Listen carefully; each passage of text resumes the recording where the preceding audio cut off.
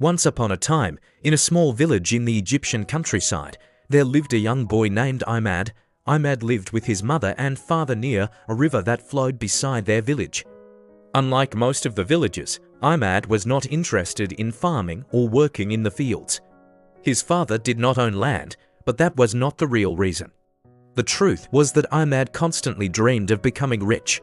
Often he would say to himself, "Oh Imad, if only you could find Aladdin's magical lamp and ask the genie for endless money." At other times he would dream, "If only I could discover a pirate's cave filled with treasure." His dreams always revolved around sudden wealth. Many evenings, Imad sat on the riverbank fishing, hoping for something extraordinary. His grandmother had often told him stories about the ring of Prophet Solomon, a ring that could command the jinn. Imad would whisper to himself, "If I ever find that ring, I will become incredibly rich." But every day his dreams ended the same way, returning home with no fish and no magic ring.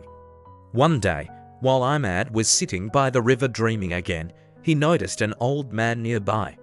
The man had white hair and a long white beard, and he was fishing as well. Imad thought, "Strange. I've never seen this man before in our village." Suddenly, the old man pulled a large fish from the river. Imad was impressed and walked over. "Peace be upon you," Imad greeted him. "And peace be upon you, my son," the old man replied. "My name is Imad. I live in this village." The old man smiled. "My name is Misbah." Imad asked him where he came from. Misbah explained that he lived in Alexandria by the sea, but he was visiting his sons who lived in the village, the wealthy Al-Ruby family. Imad was surprised, but they own large lands and a big house. Misbah laughed. "Yes, they are my sons." Imad looked at him curiously.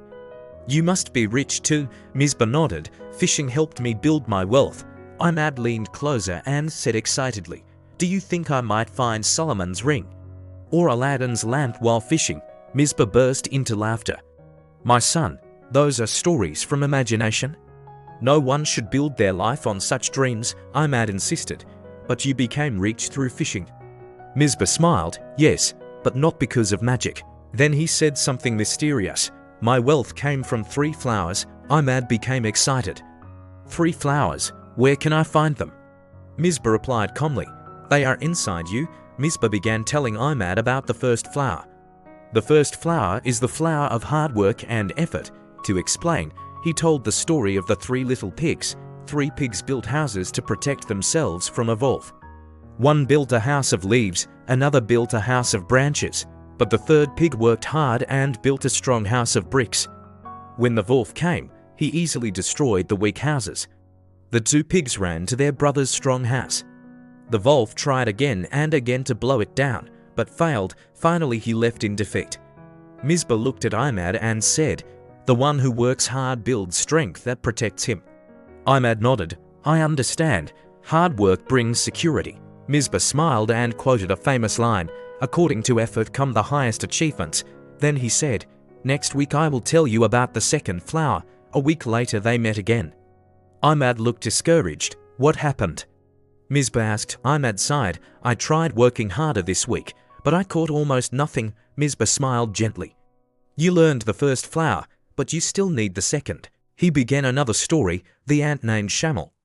In an ant colony, the ants moved their food to a new location. Suddenly a flood destroyed everything. All the worker ants began working again, moving supplies to higher ground. But one male ant named Shamel said, "Why work again? The flood will just destroy it." So he did nothing. When the rains returned, the hard-working ants were safe in their new colony. But Shamel, who had done nothing, was left outside in the cold and rain. Misbah turned to Imad. "You almost became like Shamel. You gave up after one attempt." Imad lowered his head. "So the 2nd flower is patience." "Yes," Misbah replied. "Without patience, effort is wasted." A week later they met again. Imad was upset. "I finally caught a big fish," he said sadly. "But I kept it for myself too long, and it spoiled." Misbah nodded thoughtfully.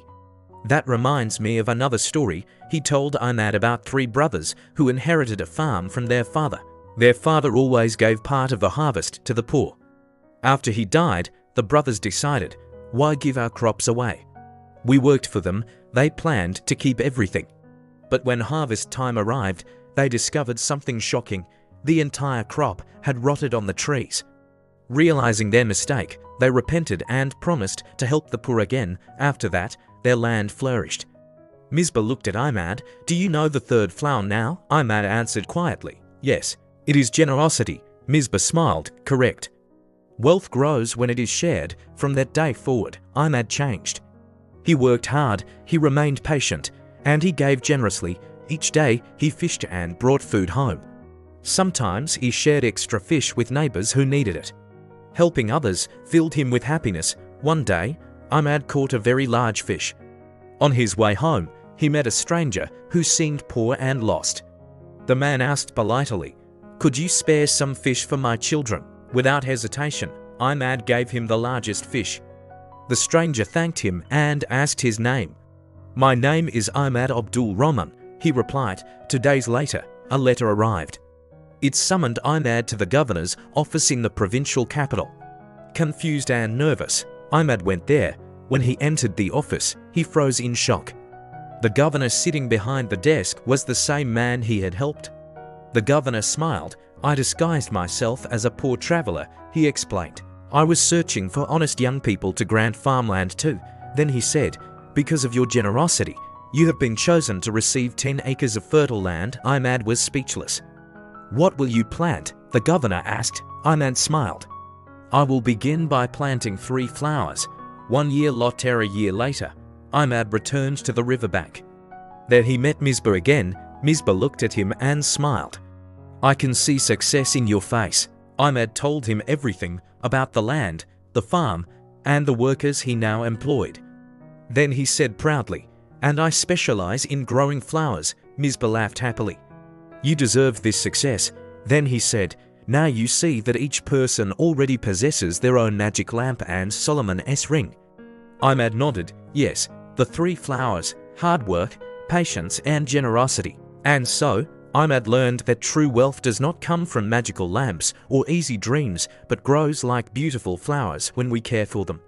He discovered that hard work builds the path to a better future, patience gives us the strength to continue through difficulties, and generosity brings blessings to what we have and multiplies the good around us. Imad's story reminds us that every person carries the seeds of success within them, and that the greatest treasures are not found outside, but in the values we nurture within ourselves and share with others.